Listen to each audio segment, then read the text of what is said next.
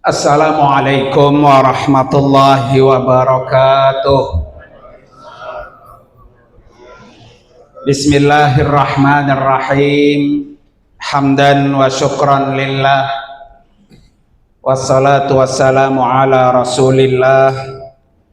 Wala hawla wala quwwata illa billah, amma ba'du.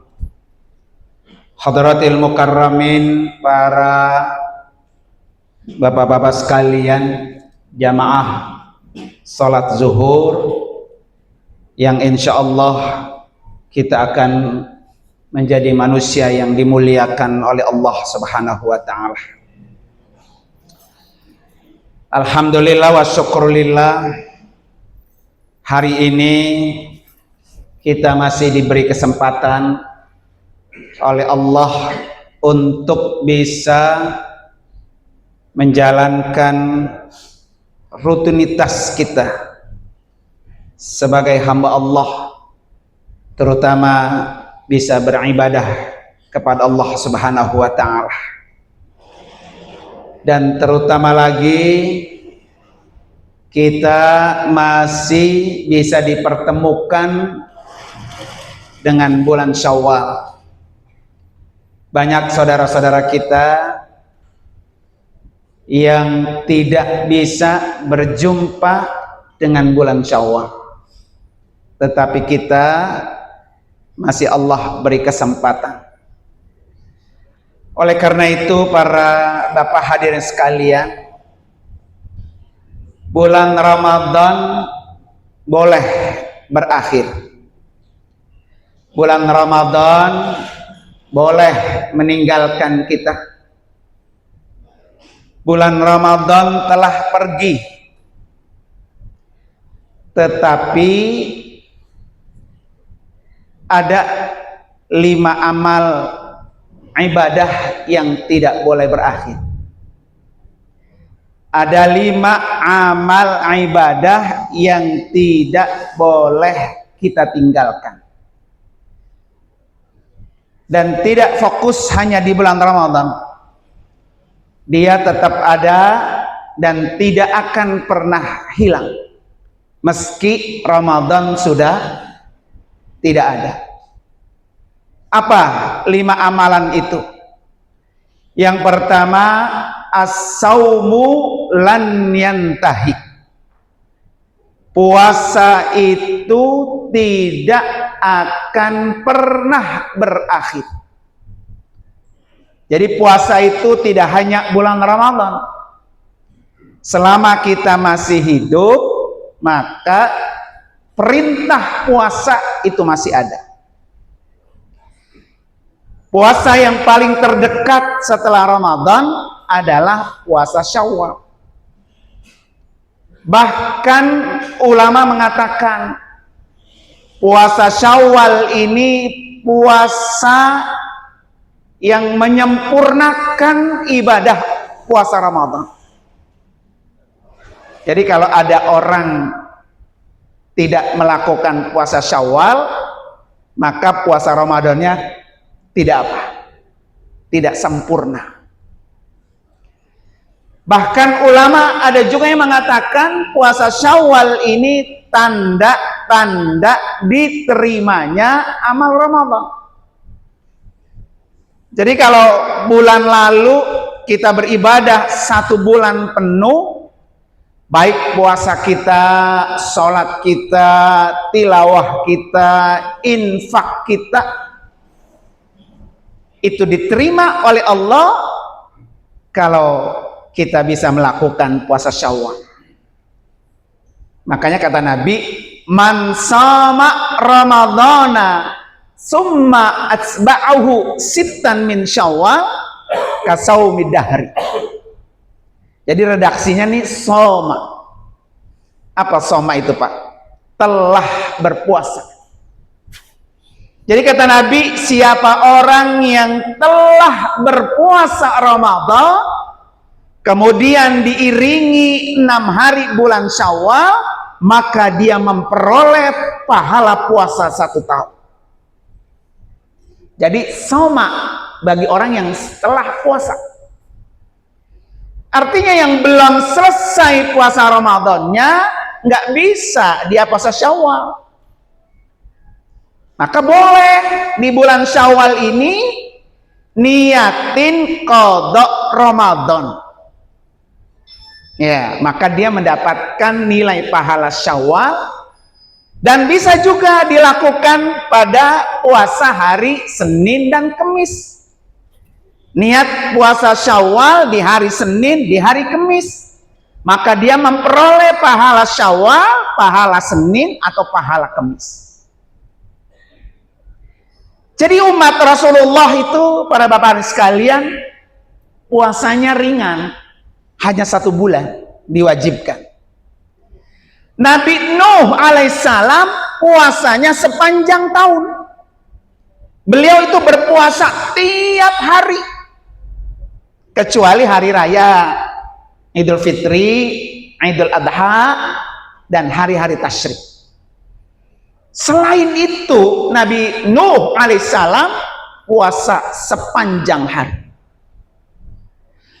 Puasanya Nabi Daud alaihissalam, beliau berpuasa setengah tahun. Karena hari ini puasa, esok berbuka. Lusa berpuasa. Jadi 1 hari puasa, 1 hari berbuka. Jadi puasanya setengah tahun. Umat Nabi Muhammad puasanya 1 bulan. Tapi mendapatkan nilai pahala puasanya 1 tahun. Kalau dia mengerjakan puasa 6 hari bulan Syawal. Jadi puasa itu lan yantahi, tidak akan pernah berakhir. Setelah Syawal masuk bulan Zulqa'dah. Bulan Zulqa'dah ini bulan haram. Puasa terbaik setelah puasa Ramadan, puasa bulan haram. Bulan haram itu ada 4, Zulqa'dah, Zulhijjah, Muharram, Rajab. Maka berpuasalah di bulan-bulan haram itu. Nanti ketemu lagi di bulan Zulhijjah, ada puasa Arafah, ada puasa Tarwiyah. Nanti ketemu lagi di bulan Muharram, ada puasa Asyura. Nanti ketemu lagi di bulan Rajab, ada puasa Rajab. Ada puasa Sya'ban. Ketemu lagi dengan Ramadan. Jadi puasa itu amal ibadah yang tidak pernah berakhir. Itu yang pertama.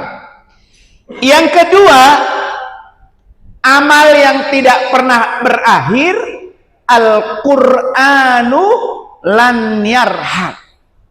Ya. Jadi Quran itu juga nggak pernah berakhir.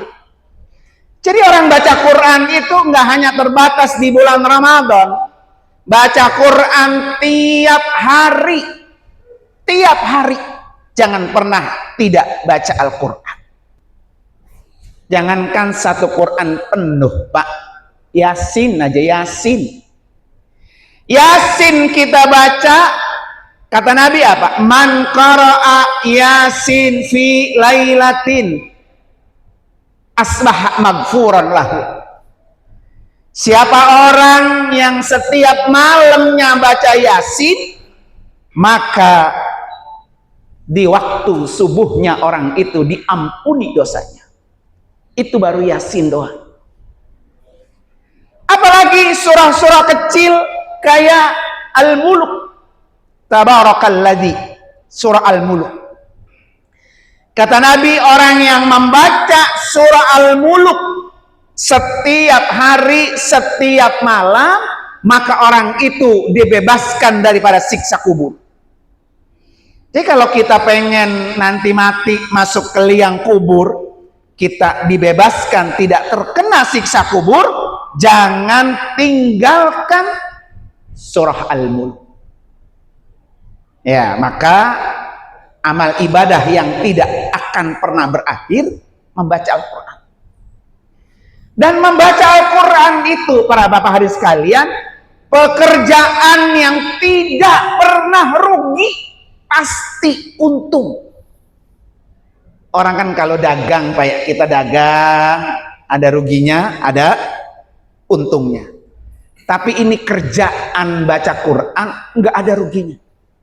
Orang yang selalu untung. Kenapa membaca Al-Quran itu pekerjaan yang untung? Satu, dia baca Al-Quran, paham atau tidak paham ayat yang dibaca, dihitung ibadah. Dihitung pahala per huruf.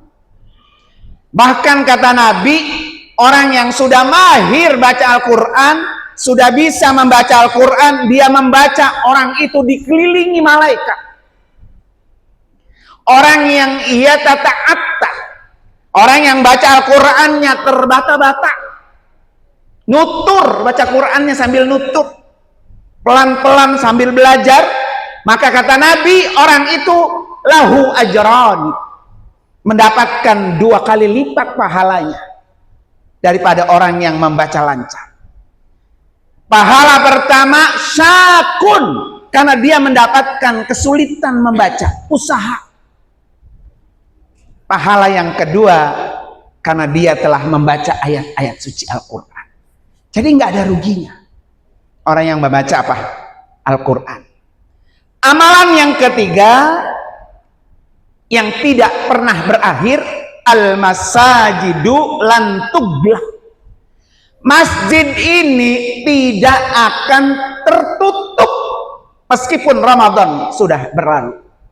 Jadi masjid ini Pak terbuka di Ramadan, di luar Ramadan. Ya, semakin jauh kaki kita melangkah untuk sholat ke dalam masjid, maka semakin besar dia punya nilai pahala. Kenapa semakin besar? Karena ada riwayat begini. Orang yang jalan dari rumah ke masjid, satu orang itu dikasih 1 langkah, 1 rahmat Allah.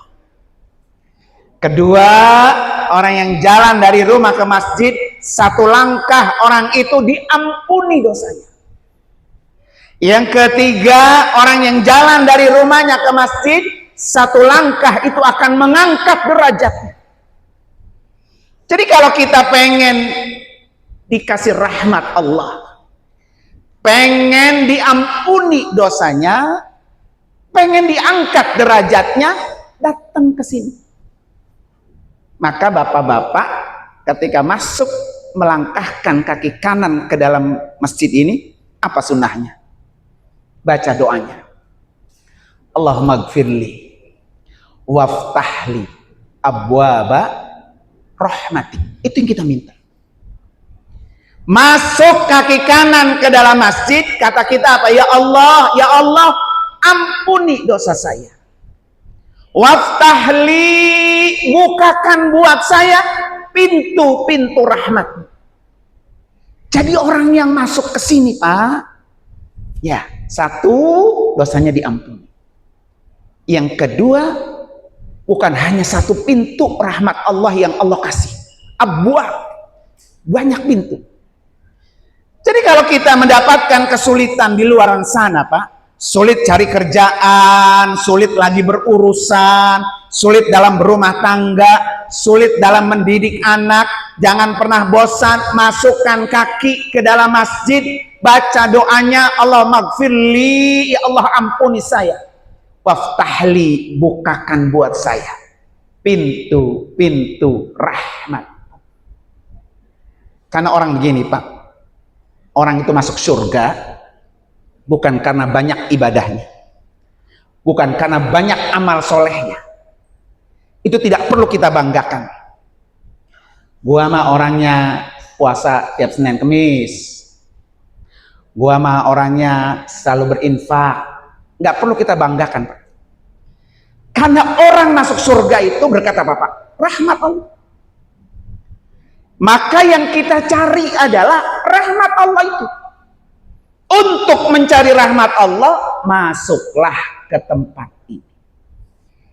Dan masjid lantub tidak akan pernah tertutup.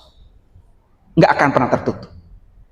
Ya, apalagi kalau dia masuk, dia sholat 2 rakaat, duduk sambil nunggu azan berkumandang, malaikat mengelilingi dia. Ngapain malaikat mengelilingi orang itu? Berdoa. kepada Allah, ya Allah, ampuni dosa orang ini. Ya Allah, kabulkan semua doa orang ini. Ya Allah, berikan rahmat-Mu terhadap orang ini. Jadi nggak ada ruginya. Apalagi Bapak udah masuk sholat, terus apa? Niat iktikaf. Setiap kali masuk ke masjid, biasakan niat iktikaf. Nawaitu an a'takifa fi hadal masjid ma dumtu fihi lillahi ta'ala. Aku niat iktikaf selama aku berada di dalam masjid ini. Mau 5 menit kek, mau 30 menit kek, mau 1 jam, duduknya aja di sini udah dihitung pahala iktikaf. Kemudian yang keempat, amalan yang tidak akan pernah putus, tidak pernah akan berakhir, wal istijabatu lan tatawaqqaf. Jadi waktu mustajab itu bukan hanya di bulan Ramadan. Bulan Ramadan memang 24 jam. Dari 1 Ramadan sampai berakhir Ramadan, siang, pagi, malam, sore, jam berapa aja di bulan Ramadan itu bulannya mustajab. Tapi ketika Ramadan sudah berakhir, waktu mustajab itu masih tetap ada. Kapan? Bainal adzan wal iqamah. Antara azan dan iqamah itu waktu mustajab untuk berdoa. Bainal khutbatain. Nih, kalau ada khotib Jumat ngasoh sebentar untuk naik ke khutbah kedua, itu waktu mustajab. Mana lagi malam dan hari Jumat. Itu 24 jam malam Jumat, hari Jumat, waktu yang mustajab. Mana lagi sujud. Maka kata Allah dalam hadis kudusinya, aqrabu ma yakunul abdu mir rabbihi wa huwa sajid. Hambaku yang paling dekat denganku ketika dia sujud. Maka pesan Nabi, fa'aksiru ad-du'a. Ketika kita sujud, banyakin doa. Banyakin doa. Karena itu waktu yang mustajab. Jadi waktu mustajab itu di luar bulan Ramadan, lan tatawaqqaf, tidak akan pernah berakhir. Yang terakhir, yang tidak akan pernah berakhir, al ajru lan yanqati. Pahala itu tidak akan pernah terputus. Ya. Jadi pahala itu nggak akan pernah terputus, bukan hanya di Ramadan. Di luar bulan Ramadan itu pahala banyak. Apa pahala yang tidak pernah terputus? 1, man 'allama ilman. Orang yang mampu mengajarkan ilmu. Itu pahalanya ngalir. Yang kedua, man bana masjidan. Orang yang mampu membangun masjid, mau keramiknya kek, mau sound systemnya kek, mau lampunya kek, mau kerannya kek, mau apa aja yang berbau dengan masjid, berhubungan dengan masjid, itu pahala yang terus mengalir. Apalagi yang pahala mengalir, man warasa mushafan. Orang yang mampu mewariskan mushaf Al-Quran. Jadi PR kita, Pak. Nanti beli Quran di luar sana, masukin sini 1. Saya niat wakaf. Nanti ada orang yang datang ke sini, nunggu waktu, dia buka mushaf. Mushaf boleh dari kita wakaf, maka yang mewakafkan nilai pahalanya apa? Ngalir. Nggak akan pernah putus. Ya. Apalagi Pak? Kara nahran, orang yang bisa melebarkan solokan, parit, tempat air mengalir. Jadi kalau depan rumah kita paritnya udah mampet, paritnya udah kesumbat gitu ya, udah air nggak susah mengalir, kita gali, kita rapihin, air itu terus mengalir, sebanyak itu pahala yang ngalir buat orang itu. Ya. Atau juga pahala yang ngalir orang yang bisa menggali sumur. Ya. kita gali sumur, airnya kita wakafi.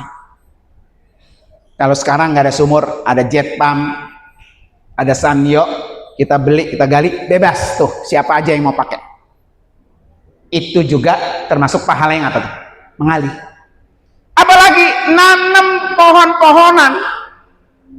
Jadi orang-orang yang mampu menanam pohon, baik dia berbuah, apalagi dia sampai buahnya dinikmati.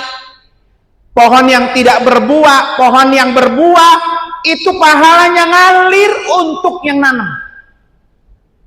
Jadi kalau kita nanam sesuatu, terus buahnya dimakan codot, dimakan binatang, alhamdulillah, yang nanam pahala. Kita nanam buah, pohonnya diambil, dicuri oleh maling, oleh tetangga yang ambil, kita bilang apa? Alhamdulillah, kita dapat pahala. Jadi pahala itu tidak akan pernah berakhir, walaupun Ramadan sudah berakhir. 5 yang bisa kita lakukan. Bisa 1, alhamdulillah. Bisa 2, lebih bagus. Lebih bagus lagi sampai 5-5-nya. Puasa di dia, baca Quran di dia, ya.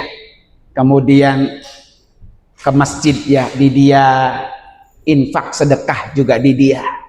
Mari sama-sama kita baca suratul Fatihah, biar kita Allah kasih sehat walafiat, rezekinya berlimpah, sehingga di sisa usia kita ini kita bisa memberikan yang terbaik, pahala buat persiapan kita pulang kampung di akhirat kelak. Ala hadiniya al-Fatihah.